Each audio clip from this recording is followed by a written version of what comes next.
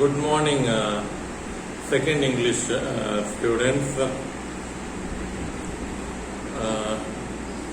Now we will continue the paper Indian culture through literature. Okay, and this paper we studied in our regular classroom, and when we come back to online class, we simply continued literary musing textbook. Okay, and we completed that textbook and we completed that paper completely, and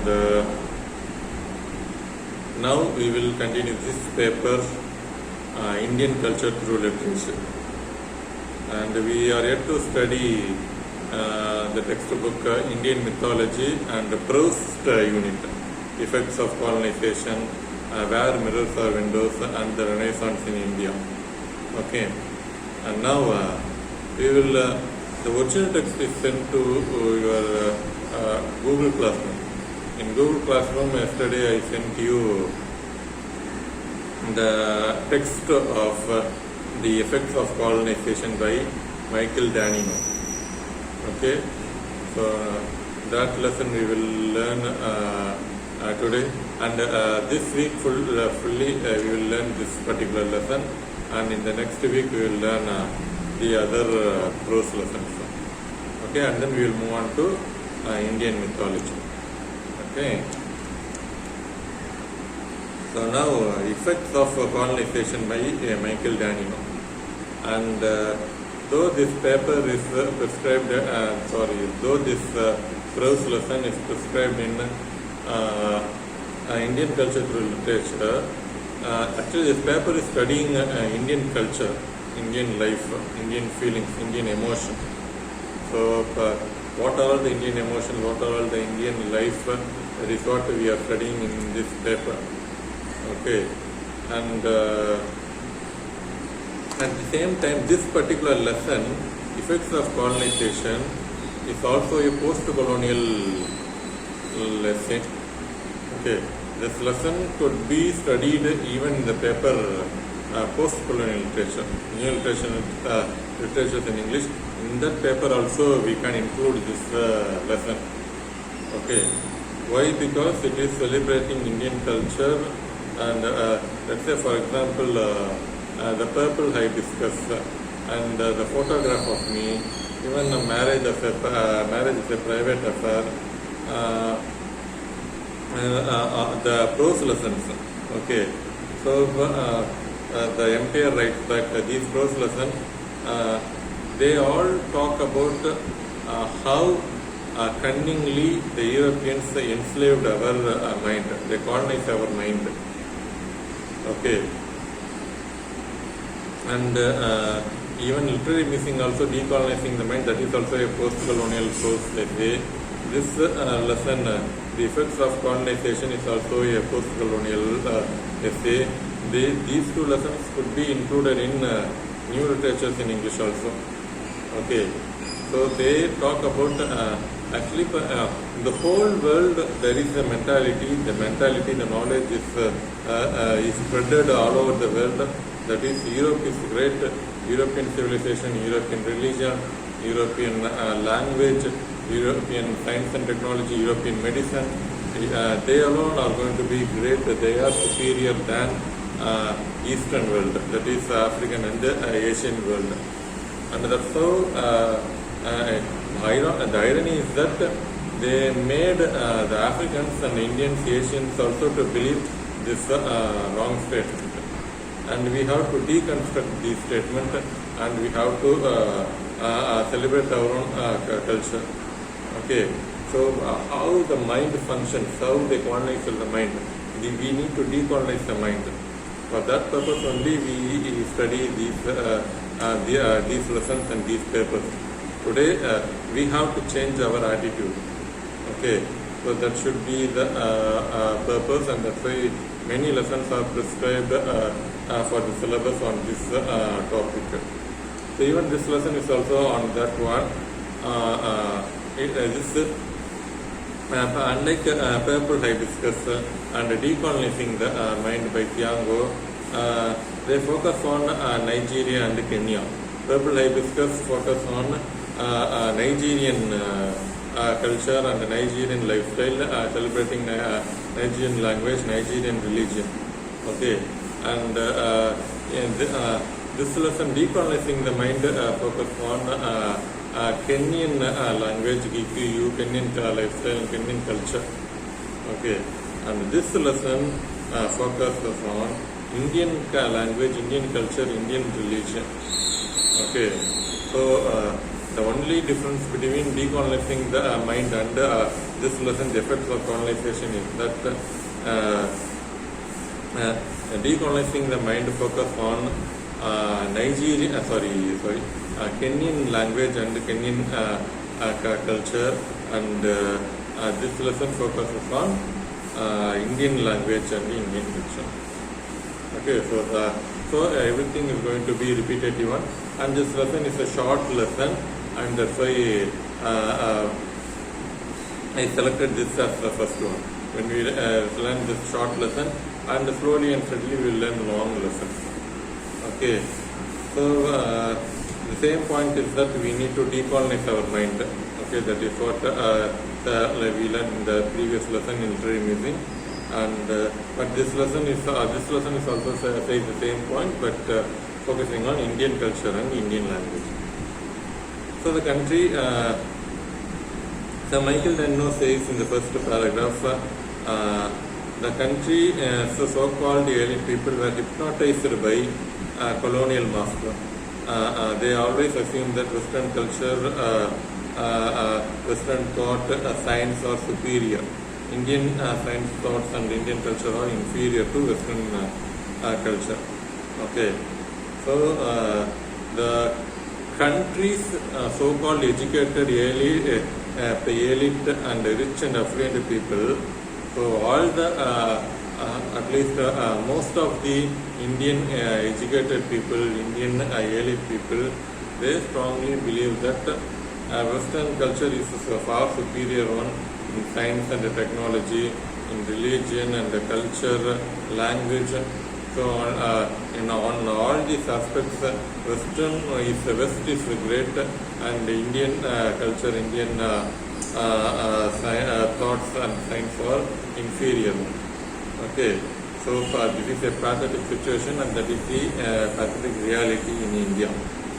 Okay, how this happened? Why these people think in this way?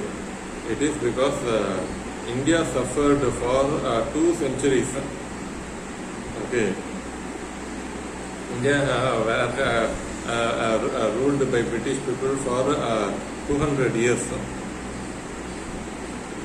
Okay, and because of this, Indians themselves are against, or Indians themselves opposing their own culture, their own knowledge, their own genius and temperament. Okay, so since India was ruled by British people for more than 200 years, India itself think that we don't want to follow our own culture, genius and temperament. To that extent, they colonized our mind. Okay, India itself is opposed with its own genius, its own temperament and culture. And therefore India should decolonize even from its mind.